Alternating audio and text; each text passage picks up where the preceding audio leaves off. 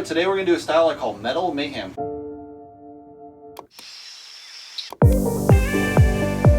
Alright, the question of the day is, who is David Cho?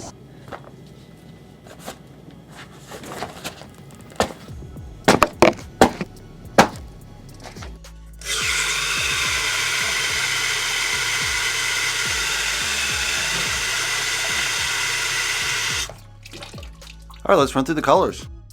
Phthalo blue, turquoise, Indian yellow, red oxide, titanium white, Mars black. Let's get the party started! Alright, today we're going to do a painting in Metal Mayhem.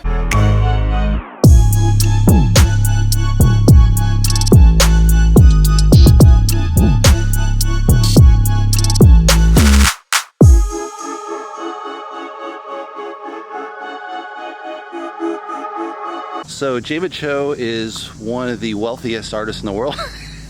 And he got that way kind of through a gamble. He was a street artist from LA, kind of scribbled on walls and he kind of art pranks. And then he kind of got into fine art. And he was doing murals, and he did one for the first Facebook, and then later did another one for the second Facebook headquarters.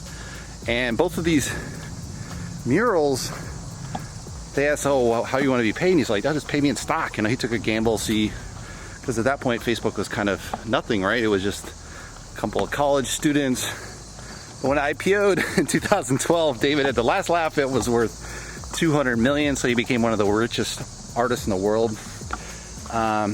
He had a lot of really strange things he did. He did hitchhiking across Europe, hitchhiking across China, and he did a documentary series and also with a porn star, Asia something. So that's kind of interesting. And also he kind of went into therapy because he was always an extreme gambler. I think he was a drinker as well. So, well, more a gambler than a drinker. But from what he said, he got better treatment at the AA because it was really hard to find Gambling Anonymous. So he would always go to AA meetings, and then he kind of went into this treatment. And then he had this really bizarre roommate. If you check out Joe Rogan, he did an interview with Cho recently. Super interesting. I highly recommend it.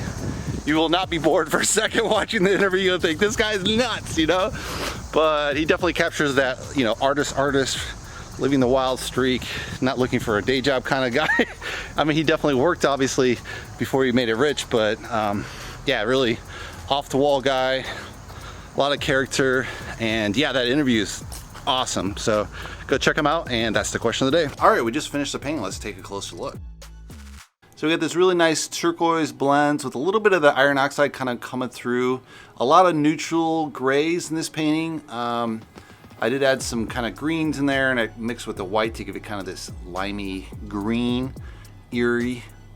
They got a lot of that red oxide punching through. A little bit of that white in the end. It kind of worked, kind of didn't. What didn't work was, let me just change this direction before I start dripping. I used the white gesso as the background versus a paint, and that white gesso is lumpy because I got this kind of bad batch from Blick, but I've been using it, and it kind of gives you really interesting paint effects, but some of the effects are kind of crappy, so it just depends, kind of hit or miss on using a substandard product. But yeah, I've been kind of using that. I probably should use white here on the final layer in this version.